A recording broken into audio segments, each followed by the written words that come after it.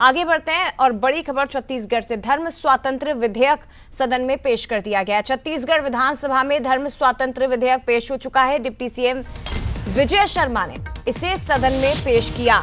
इस वक्त की बड़ी खबर, हालांकि नेता प्रतिपक्ष डॉक्टर चरणदास महंत ने आपत्ति जताई। 11 राज्यों से विधेयक से संबंधित मामले लंबित, विरोध में कांग्रेस ने इसका बहिष्कार कर दिया, ये कहते हुए कि 11 राज्यों से विधेयक से संबंधित मामले लंबित हैं। लेकिन हंगामे के बीच, तीखी बहस के बीच, ये जो विधेयक है, धर्म स्वातंत्र्य विधेयक, छत्तीसगढ़ में विधानसभा के पटल पर रख दिया गया है। इसे पेश कर दिया गया। लोभ प्रलोभन के साथ धर्म परिवर्तन कराना, जबरन धर्म परिवर्तन कराना, और ये संशोधन विधेयक है, यानी कि इस बार इसमें और कड़े प्रावधान किए गए हैं।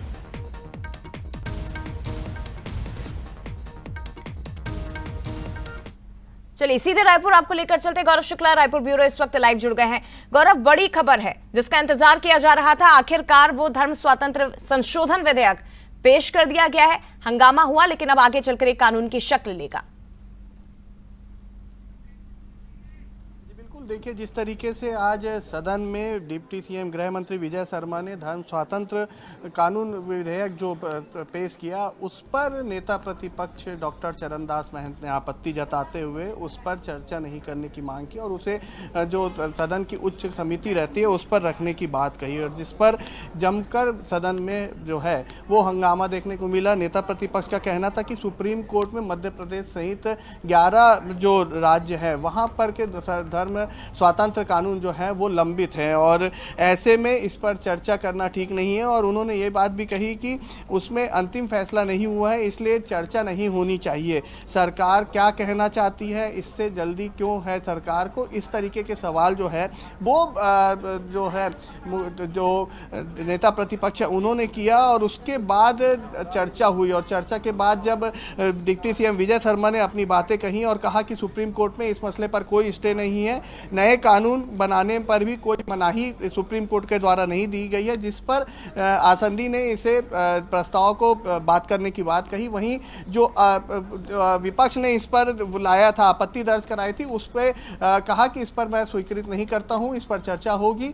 और जिसके बाद विपक्ष ने नाराजगी जाहिर करते हुए आज दिन भर की कार्यवाही का बहिष्कार कर दिया है।